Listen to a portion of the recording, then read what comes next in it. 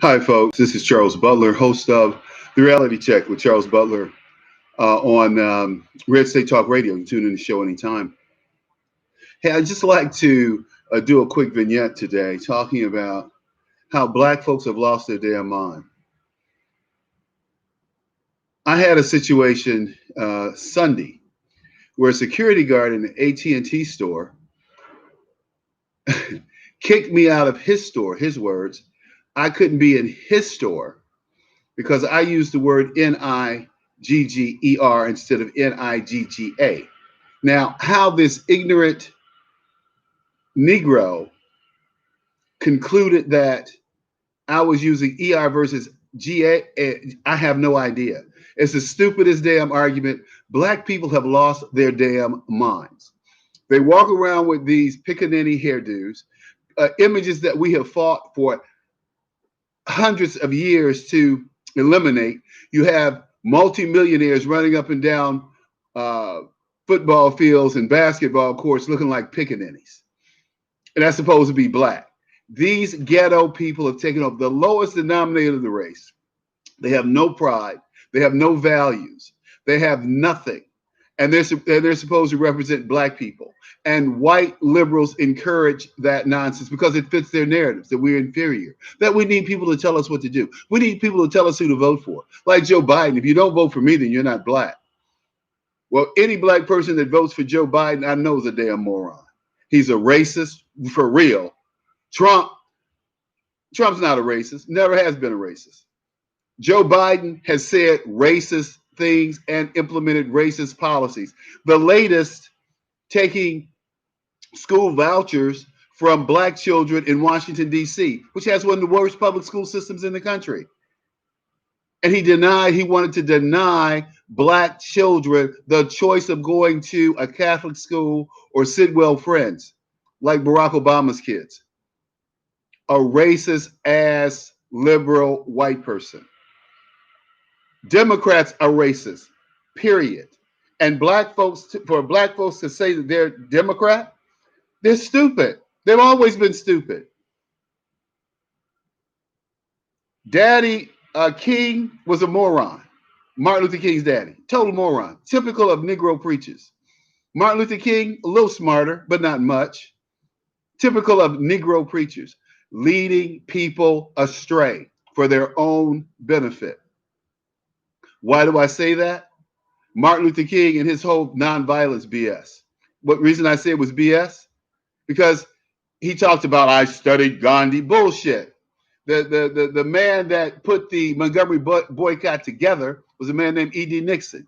The man who appointed King to be the spokesman was E.D. Nixon. However, King and his ilk, his group of ministers, decided that E.D. Nixon did not fit the mold because he wasn't a Morehouse man and he didn't have a college education. But E.D. Nixon had money. He had businesses. He was a Pullman car porter at one time. He was the president of the Montgomery NAACP. He was the real brains, the real engine behind the Montgomery boycott. King didn't know jack. Still didn't. I'm sorry. Until 68, when he died, he started having some reality about what was going on here in America. But he challenged the wrong thing. He challenged the power structure. He challenged the money. The Vietnam War was about profiteering. LBJ made his friends millions of dollars, and that included H. Ross Perot, who ended up taking out who? George Herbert Walker Bush. True story. That's how Bill Clinton won. So, black folks, though, getting back to black people and their ignorance, like this ignorant Negro black security guard telling me that I use ER instead of GA. The last time I heard somebody trying to make that point was a dumbass rapper named T.I. Dumb, no education, absolutely none. But these are the kind of black people that white people want to hear from, and that they suppress black people who have values, who have morals, who know right from wrong. And let's talk about right from wrong, for instance.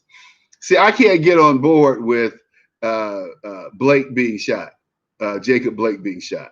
Jacob Blake ignored the police commands to stop. Jason Blake ignored the police commands to comply with putting his hands up, talking to them, et cetera, et cetera.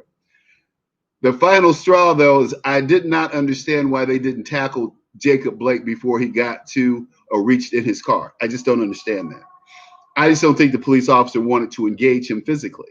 But they did. They got in a fight on the other side of the car. They tased him twice. He still walked away. Got in a car with keys that he had stolen from his ex-girlfriend who had called the police on him. So the police were there doing their job. They weren't there just hassling a black man.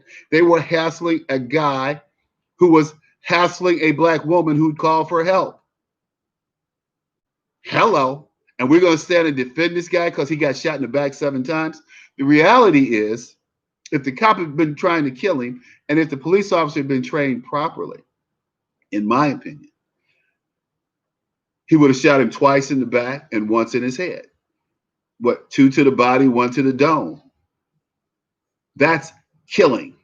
That's intentional kill. But you don't shoot people unless you intend to kill. He shot this man 7 times in the back. And I'm going, dude, what are you doing?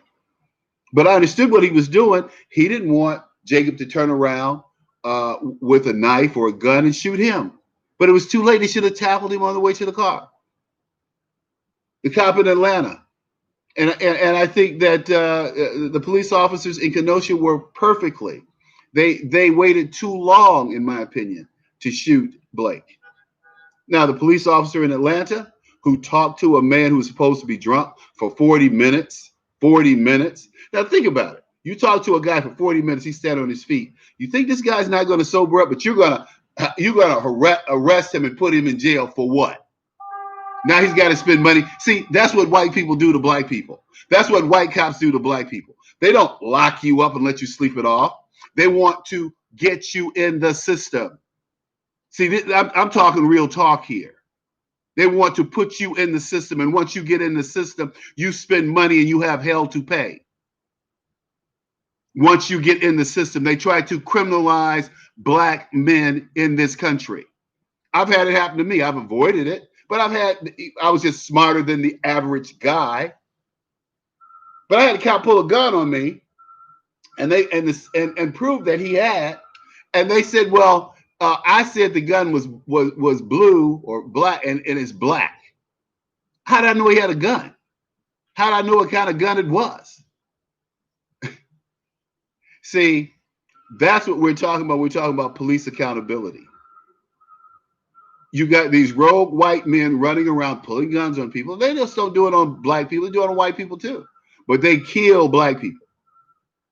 I remember I had a friend named Mick O'Rourke. We worked at Hewlett Packard together.